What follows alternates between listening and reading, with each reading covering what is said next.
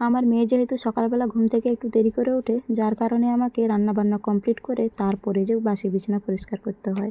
তো আমার কথাটা খুব ভালোভাবেই বুঝবে যাদের বাড়িতে এরকম ছোট ছোট বাচ্চা রয়েছে। তো হ্যালো বন্ধুরা, তোমরা সবাই কেমন আছো? আশা করছি তোমরা সকলে খুব ভালো রয়েছো, আর আমরা মোটামুটি ভালো রয়েছি। আর আমি কৃষ্ণা আবারও চলে এলাম তোমাদের সামনে একটা ছোট্ট মিনি ব্লগ নিয়ে। কি বলো তো, বাড়িতে তো অনেক রকমই কাজ রয়েছে, তো এটাও একটা কাজের মধ্যেই পড়ে। তাই ভাবলাম একটা ছোট্ট ভিডিও বানিয়ে তোমাদের কাছে শেয়ার করি। আর আজকে না আমার মেয়ে খুব তাড়াতাড়ি ঘুম থেকে উঠেছে, যার কারণে হয়তো আমি এই ভিডিওটা বানাতে পেরেছি।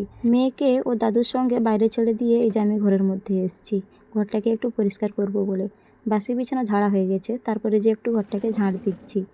হয়তো যাদের বাড়িতে ছোট ছোট বাচ্চা রয়েছে তারা হয়তো খুব ভালোভাবেই জানবে যে ঘর তুমি যতই ঝাঁটপাট দিয়ে পরিষ্কার রাখার চেষ্টা করো না কেন, আবার সেই একটু করে নোংরা হয়ে যাবে। তো যাই হোক, ছোট বাচ্চা থাকলে বাড়িতে এরকমটাই হয় মনে হয়। আর আজ আমার মেয়ে যেহেতু সকালবেলা খুব তাড়াতাড়ি ঘুম থেকে উঠেছে, তার জন্য মা মেয়ে দুজনেই একসাথে ব্রাশ করে নিয়েছিলাম। আর এই যে এখন বসে পড়েছি চিরুনি নিয়ে একটু চিরুনি করব বলে। আর ব্রাশ করার পর আমার মেয়ের যেহেতু খিদা পেয়ে যায়, তো গতকাল আমি ওর জন্য একটা বিস্কুট প্যাকেট নিয়ে এসেছিলাম, তো ওটাই এখন ওকে ছিঁড়ে করে দিয়েছি। আর ওই যে বসে বসে খাচ্ছে।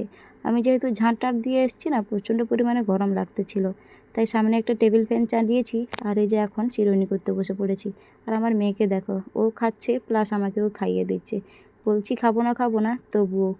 আর মেয়ের কাণ্ড দেখো, ও তো শেষ অবধি আমার কোলের উপরেই বসে পড়েছে, আর কোল থেকে নামতেই চাইছে না। মেয়েকে বারবার বলছি যে তাড়াতাড়ি চিরুনি টুরুনি করবো, তারপরে আবার রান্না শুরু করতে হবে, বেলা বেড়ে যাবে। তবুও ও যদি নামে। তো যাই হোক, পরে যে নিচে নেমে গেছে, তারপর আমি ঝটপট করে চিরুনি করে নিচ্ছিলাম। কারণ কি বলো তো, আর একটু বেলা হয়ে গেলে না গরম পড়ে যাবে, আর গরমের মধ্যে তখন রান্না করতে অনেক অসুবিধা হবে। তারপর আমি এই যে চিরুনি টুরুনি সব কমপ্লিট করে তারপর চলে গেছিলাম রান্নাঘরে। আর আমি সকালবেলা নিজের জন্য বানিয়ে নিয়েছিলাম এই যে গরম গরম চা। আর মেয়েকে যে বিস্কুট দিয়েছিলাম না, তার মধ্যে দুটো বিস্কুট রয়ে গেছিলো। অনেক মিষ্টি বিস্কুটগুলো, তো তাই হয়তো ও খেতে পারেনি। তো ওগুলাকে এই যে এখন আমি খেয়ে নিচ্ছি, সঙ্গে নিয়ে নিয়েছি জল। জল বিস্কুট খেয়ে তারপরে যে একটু চাটাকে খাবো।